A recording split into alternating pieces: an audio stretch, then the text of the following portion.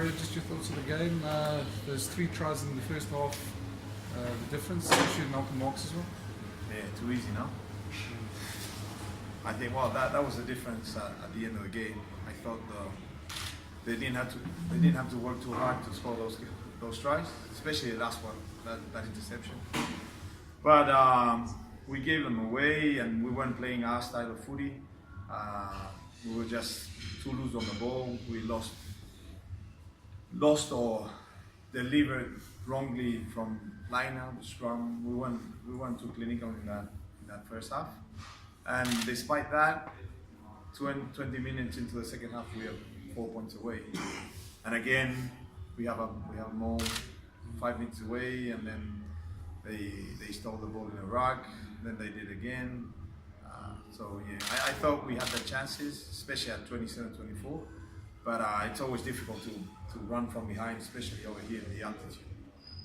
Saying that, you guys had a great tour of Australia and New Zealand earlier this year.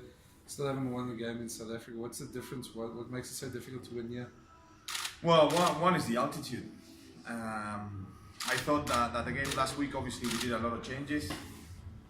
Maybe with our best team, maybe we could have won. I thought we could have won, or we should have won that game against the Lions, with the Bulls, with 20 points in front and dominating every stat in the game.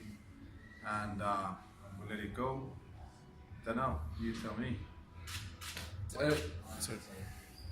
Well, firstly, commiserations on the I mean, it's been a pretty good season in terms of where the Jaguares have come through in the past few seasons. You know, a first playoff place. How important is this now in terms of the confidence going forward for other seasons? I think we were building on that confidence throughout the year, just through the work, and that work started impacting on our belief too. And then when you start believing, everything gets easier.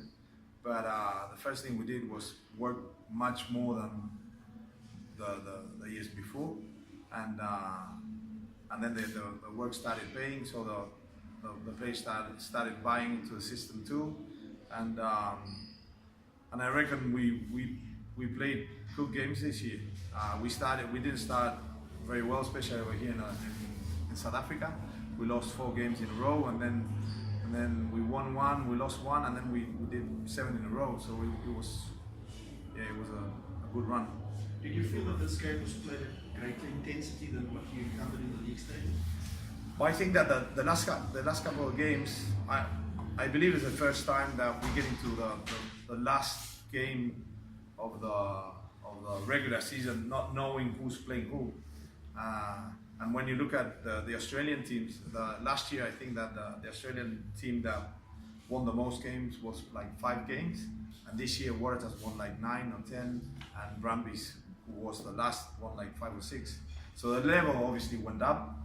Your guys over here too, you lost 2 franchises too, so everything went up. And the last couple of weeks, with every team playing for something, intensity started picking up. And obviously, well, quarterfinal, yeah, obviously it's another step. You guys did something that very few teams can do, win all 4 matches in Australasia, especially the 2 in New Zealand. Should it be that the Lions have to go to Crusaders for a final? Can you share your secret of success in New Zealand with them? We didn't beat the Crusaders. No, I know, but still, I mean... Well, it's not the same. It's not the same. I think that the thing that differentiates Crusaders from the other team is the work rate and the defense. They're better than any other team in the comp, and better than any other Kiwi team. They're happy to defend during 40 minutes, and then on the first ball they score. So they're really clinical. They have a very good set piece. Yeah, there's not many weak points. Good luck. But first you have to beat the Waratahs, which obviously I think that you can challenge them up front, but they're one of the teams that have the best players out the back. They have X factor in every position out there, with Kurtley Beale, Foley, Folau, Naya Arvoro. So yeah, it's going to be a challenge. I'll be watching. If we go back to talk to your team, had a weird, before the international break, you guys were untouchable. I'm not sure what happened during the international We won the break. first game after international against the Stormers. And then, what's it, 3? And then it's 3 in a row, yeah. But for different reasons, which I explained before, the Bulls, I think that a third of our team is the first Super Rugby season. Some of those boys were playing, I don't know, 3rd division last year. So altitude was never in their heads. When they came over here, they were surprised by it. And they went full on the first 20 minutes playing every ball, and I thought that they didn't manage the fatigue as they should have. And then maybe surprised by the physical intensity. There were a lot of hits off the ball.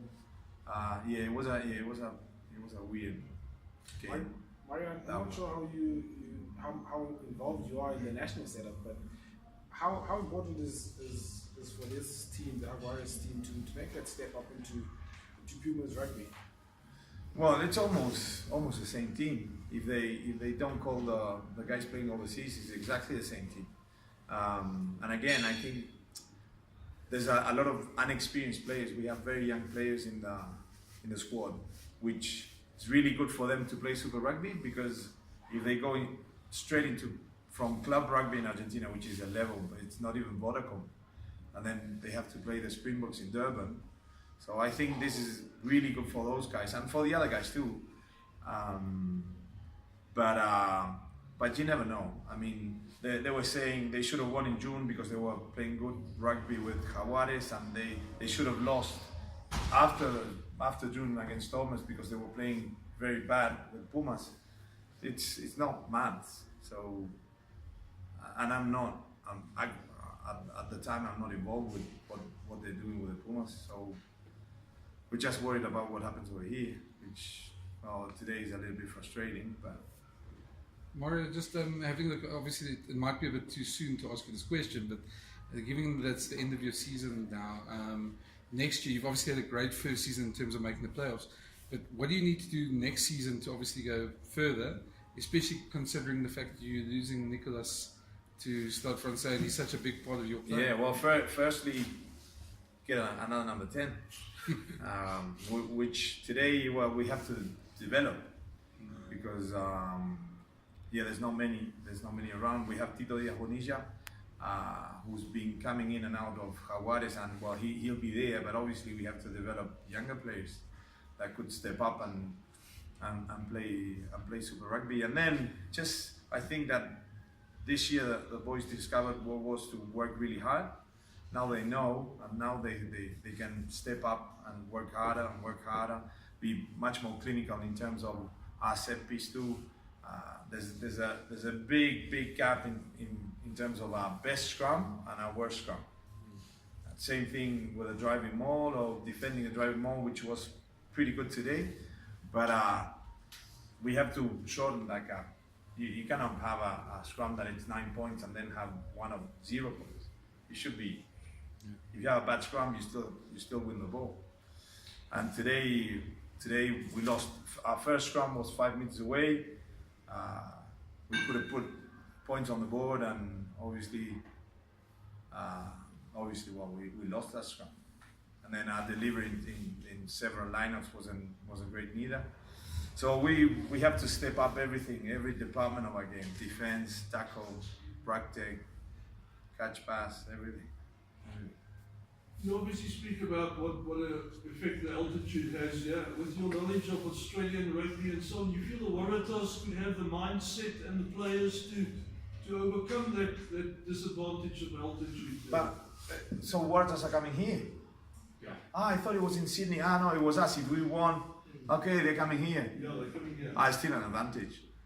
100%, it's an advantage. But they have a lot of international players. They're used to that.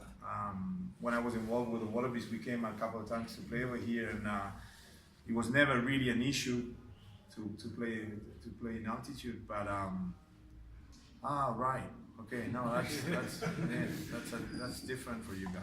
If we stay on the altitude issue, would you say the Lions have built a game plan to make the altitude count? 100% they are. But I think that now they did it because of the altitude. I think I'm assuming. I don't know, but they did because of the altitude. But it works so well that now they do it everywhere. So the first kickoff they will try to play, or the first penalty maybe they'll run it. Especially in the regular season, maybe quarterfinals, semifinals, that is a little bit different. But when you come over here, you know that first kickoff they're running from everywhere. First penalty they're running. Quick ball from line-up. So yeah, definitely. But then you watch them in other teams, and every scrum in the round 22 they're running, even if they play in Australia or in Argentina or everywhere. So maybe they did it because of that, but now they feel comfortable with it and they do it everywhere. Mario, is there a sense of belonging now with the Jaguares sides, having worked so hard this season and to make the playoffs? Is there now a sense of belief that Jaguares actually belong in this level of competition? Well, I'll ask you, what do you think? You're confident. There you go. Thank you. Thank you very much. Thank you.